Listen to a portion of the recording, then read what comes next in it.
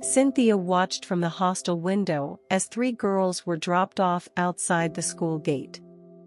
Each of them stepped out of the front seat of a different luxurious car, where well-dressed men waited to open their doors. The men hugged them affectionately, planting kisses on their foreheads, before watching them climb over the school fence and disappear into the hostel. The next day was Saturday, Salon Day at Ridgewood Academy, the prestigious all-girls boarding school where Cynthia studied on a scholarship. The school had a large salon with multiple hairstylists, but no one was allowed in until the 3 most influential girls, Sandra, Jennifer, and Melissa, had finished making their hair. They paid extra to ensure the stylists attended only to them while the rest of the school waited. Cynthia, however, was from a poor background. She and her best friend, Isla, were the only 2 students on Madame Margaret's prestigious scholarship, which allowed them to study at Ridgewood Academy despite their family's financial struggles. Because of their limited pocket money, they couldn't afford the school salon and instead braided each other's hair in simple styles. As they walked back to their hostel after finishing their hair, they passed by the 3 party princesses, who lounged at their well-decorated corner, enjoying smoothies and popcorn. Their expensive bedsheets and floral decorations set their space apart from the rest of the dormitory. Sandra, Jennifer, and Melissa burst into laughter when they saw Cynthia and Isla. "Look at them," Melissa sneered. "Ugly monkeys. They don't understand that beauty is money." Some other students joined in the laughter. As Cynthia and Isla hurried past, Isla accidentally tripped and spilled one of the smoothies. "I'm sorry," she muttered, trembling. Melissa scoffed. "You poor thing. Have you ever even seen a smoothie in your life? You have to pay for that. It's 10,000 naira." Cynthia's eyes widened in shock. I can't afford that," she stammered. "If you can't afford it, then watch where you're going," Melissa snapped before letting them go. The next day in class, Melissa approached Cynthia with a smirk. "You're always studying so hard," she remarked. "Yes, of course," Cynthia replied. Well, we have an outing next weekend. If you come with us, we'll accept you as one of us." Most girls would do anything for this opportunity, but I felt drawn to you, out of pity. Cynthia hesitated. "Outing? Where?" Melissa gasped dramatically. "Are you the only girl in Ridgewood Academy who doesn't know about the 3 partying princesses? Every Saturday, we go out, and the school rules don't apply to us. Our parents are influential.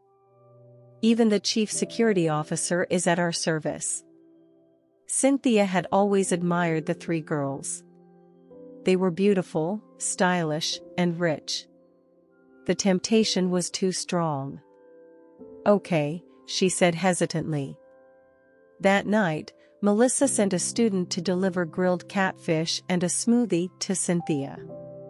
Cynthia ate greedily, savoring the taste. "So this is what these girls enjoy," she whispered to herself.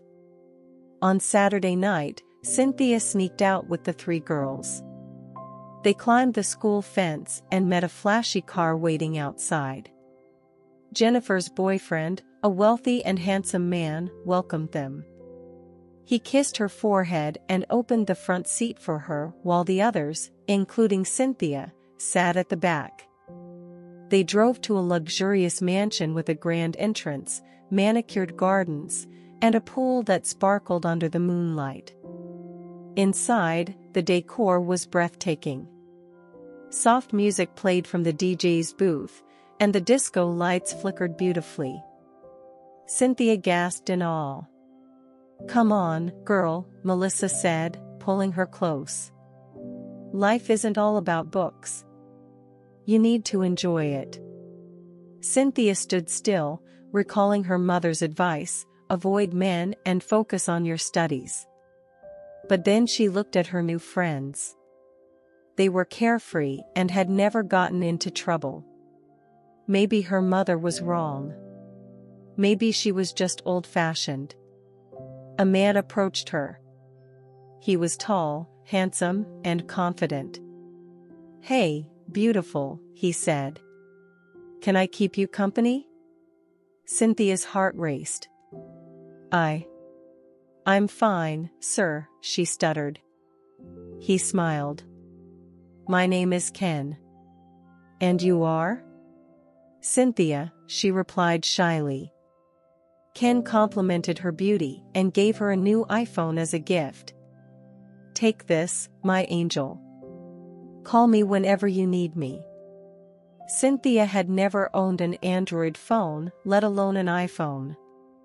She was thrilled. Cynthia became one of the happening girls on campus. She got her hair done at the school salon, abandoned Isla, and spent her free time calling Ken. Every Saturday, she sneaked out with the girls, received expensive gifts, and enjoyed the attention. But Ken wanted more. One night, as they were alone in his room, he tried to touch her. "I can't do this," Cynthia protested. "My mother warned me." Ken's expression changed instantly. "Then why are you here? Give me back the iPhone." He shoved her aside. The rejection stung. When Cynthia returned to school, her friend scolded her. "Look at how you missed your opportunity. Stop acting like a child. Your mother said this, your mother said that. Is she here with you? But what if I get pregnant?" Cynthia asked. Sandra laughed. "There are drugs for that." Eventually, Cynthia gave in. She started sleeping with Ken, and whenever she got pregnant, she took pills to terminate it.